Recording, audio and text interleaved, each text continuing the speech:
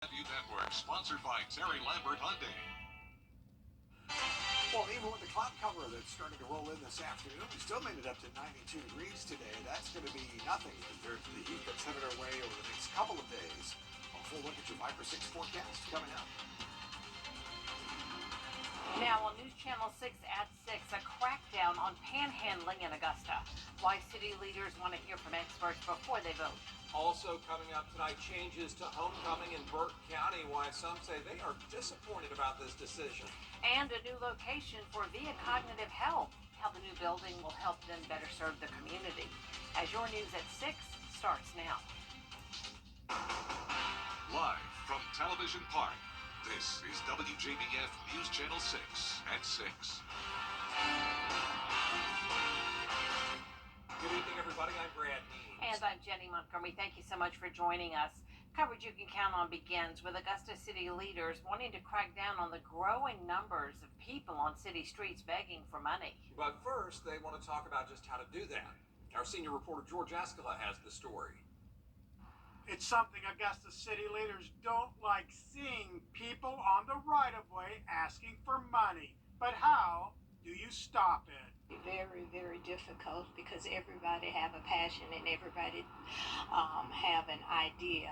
For some, the answer is easy. Adopt a panhandling ordinance, making it illegal. We need to put a stop to it. We need to put controls in place. We need to get the sheriff the necessary tools he needs to hold people accountable. Commissioners voting to look at drafting new panhandling regulations, but only after holding a work session within the next 60 days to first hear from experts. So that we can put something on the books to help serve Augusta, because there is an issue in our main corridors, our main intersections. There's nothing to shy away from there.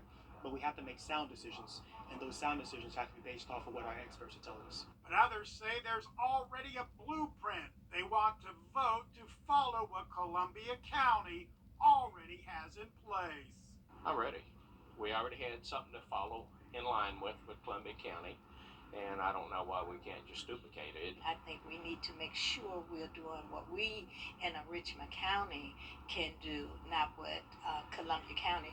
Do we need to look at best practices from all over Georgia? I think so. A work session has been approved, but not yet an ordinance, so expect to see signs asking for money to continue. In Augusta, George Escala, WJBF, News Channel 6. It is time now for a first check of our. All right, Tim, thank you. Breaking news for you now. The Richmond County Sheriff's Office says an investigation is underway after an inmate was found injured today at the Webster Detention Center. Here's what we know. Investigators say the woman was found unresponsive and was taken to the hospital in critical condition. Details limited on what happened to this inmate. But count on News Channel 6 for more on this developing story as the information comes in. We are learning new details about the 16-year-old who drowned at Points West Army Resort yesterday. News Channel 6's Graham Lee joins us now live from ARC, where the victim went to school. And Graham, he was a 10th grader, and he also played for the football team. Yeah, Jenny, he was a 10th grader here, and he was also part of that Musketeers football team. But a trip to Points West Resort for some Labor Day swimming turned into a tragedy. The Columbia County Sheriff's Office tells us 3 family members, including Small, were swimming at the resort. That's when one of them, a 21-year-old woman, had trouble. Another family member, a 24-year-old man, was with her, signaled for help, and nearby boater was able to rescue them. That's when they realized Savon was missing. It took rescue crews about an hour to find his body. And Lieutenant David Heaton with the Sheriff's Office tells us tragedies like this point to the importance of safety on the water. Make sure you understand your abilities. And if you're not a strong swimmer, make sure you're in a place where you're not going to go under, that you can stand and you can kind of control the situation, or wear a life jacket. I think if you're not a strong swimmer, you should probably be wearing a life jacket out there. Now, Lieutenant Heaton tells us that 21-year-old woman was taken to the hospital, but her status has not been released. We'll continue to follow the story and provide any updates that we get. For now, live in Augusta, Graham Lee, WJBF, News Channel 6. Back to you guys. Graham Lee, thanks. People who live in Burke County sounding off after tailgating got canceled for homecoming. It's one of the biggest events during homecoming week for the Bears, leading up to their big game against Statesboro September 22nd. However, last month, school leaders announced the cancellation due to, quote, a number of circumstances. Now, some say they believe this move is for safety reasons. Still, there's some pushback. I mean, if they don't want us to tailgate, then we can do something else. But if we're not doing nothing else, then we might as well tailgate. I understand that they cancel it for security reasons. It's unfortunate. People just want to have a good time and tailgate. Hopefully they can bring it back. School leaders say the homecoming game and all the other activities will go on as normal. Singer Jimmy Buffett died in his Long Island home after battling a rare form of skin cancer for years. Tiffany Hobbs spoke with local doctors about this type of cancer and what symptoms to watch out for.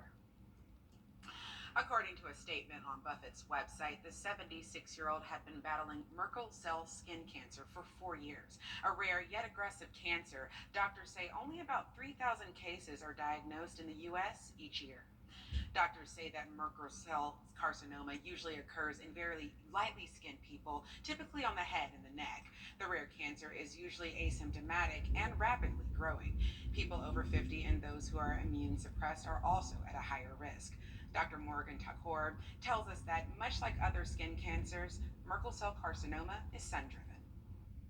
So I always recommend patients wear an SPF of at least 30 on their face every day, regardless of their skin type or skin color. That's a good habit to have. If you know you're going to be outside a lot at the beach or the pool, make sure to wear hats, sunscreen, sunglasses, cover-ups. Those are going to be really helpful in preventing UV damage. Dr. Takor says that while Merkel cell carcinoma is more deadly than other skin cancers, it can be treated if caught early. Back to you. All right, Tiffany, thanks. Big news for an agency that focuses on Alzheimer's care.